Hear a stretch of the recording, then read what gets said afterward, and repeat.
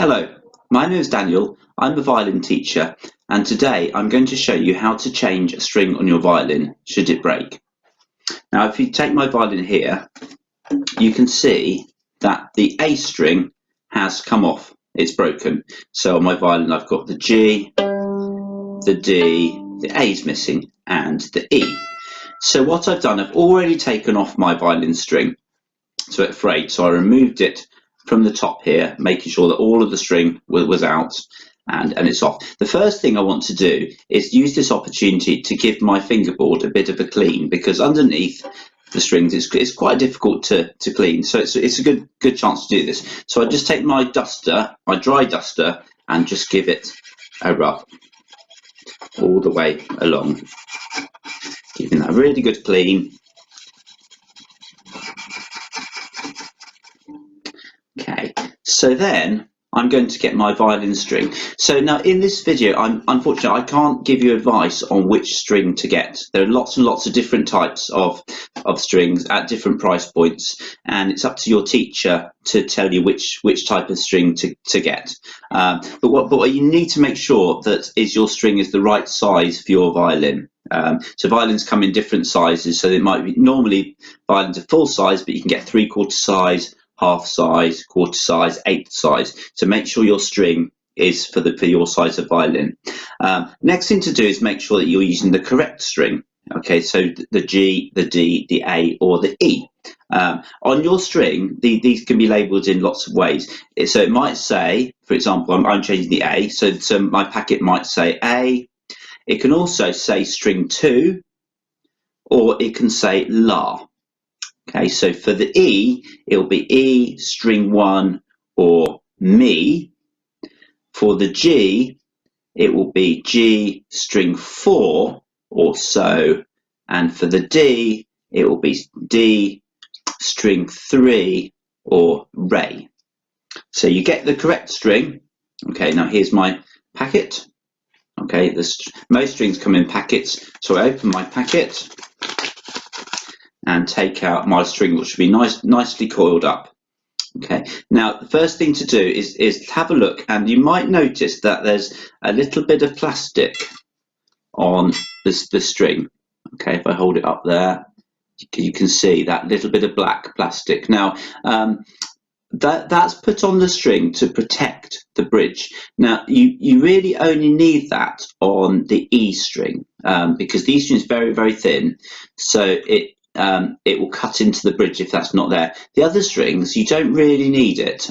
So it's up to you if you want to keep it on. Personally, I take it off on all the strings apart from the E. So this is the A, so I'm just going to slide it along and remove it completely. Okay, so that's my string. So I've straightened it out. You possibly can't see. There we go. Just hold it a little bit nearer to the screen. Okay, so at one end, you'll have a loop, a metal loop, and that's the end that's going to go into the fine tuner.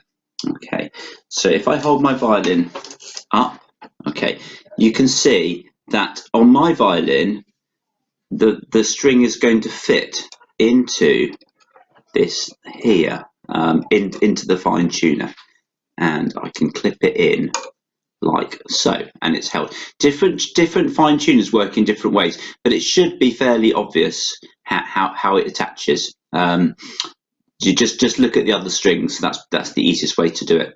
Okay, so I've attached it to that end. Okay, so then I'm going to take my string and hold it like this. Okay, so if you look at the peg, you will see, if you take the peg out completely, you'll notice that there's a little hole that's drilled all the way through the peg. Now, you won't be able to see this from this video, but there's a hole all the way through. It's about a centimetre into the peg, and the string is going to go through that hole.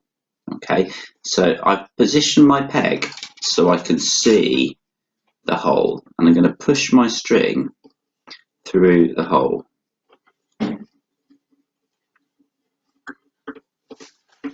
The A is actually the most fiddly because it's the highest on the peg box. Okay, then I'm going to turn the peg, turn it the other way around so you can see, upwards, and I'm going to try and push the string so it goes all the way through the hole and comes out the other side. And I'm trying to push it through by about a centimetre. Okay, so I pushed it through. Okay, like so. Okay, then I'm going to get my string and I'm going to start to slowly wind it round. Now I'm turning clockwise, I'm turning away from me, and I'm trying to be as neat as possible with the turning, because what you want to do is try not to overlap the string, because if you overlap it, it's more likely to fray.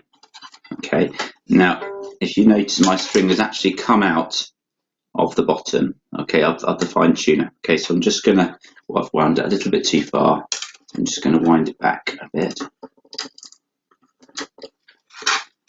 and then I'm going to attach it again to my fine tuner,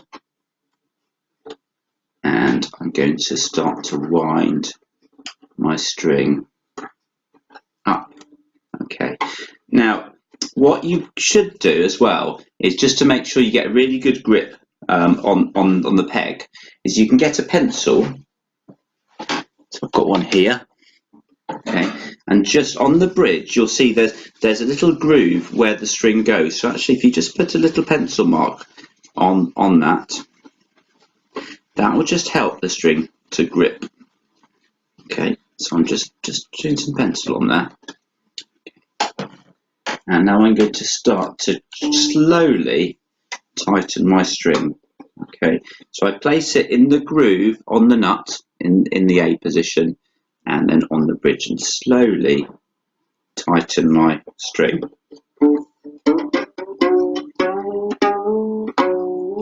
And this is where you will need to use your tuner that I showed you how to use in the last video to tune your string. So you gradually turn upwards, you pluck all the time. Sometimes it might slip back a bit until you reach the top, the pitch you want, the A in this case. Tuning exactly the way that I showed you in the last video.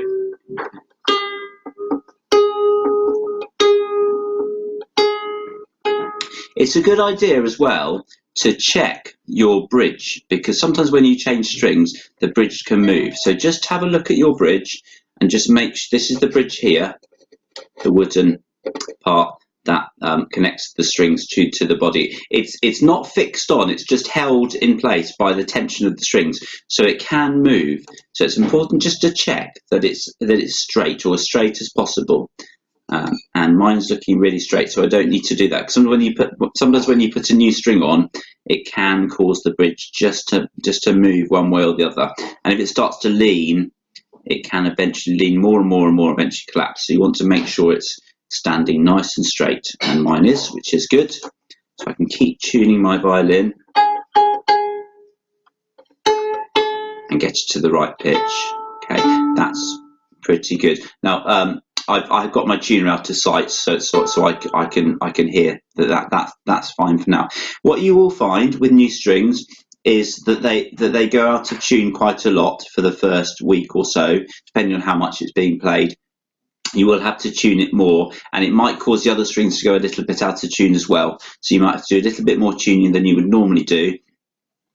You'll also find with some strings that it takes them a little while, maybe a week or two, for them to sound as good as they can. So some strings, when you start playing them, they might not sound great, but then over time they improve. So don't worry about the initial sound, because it almost certainly will improve.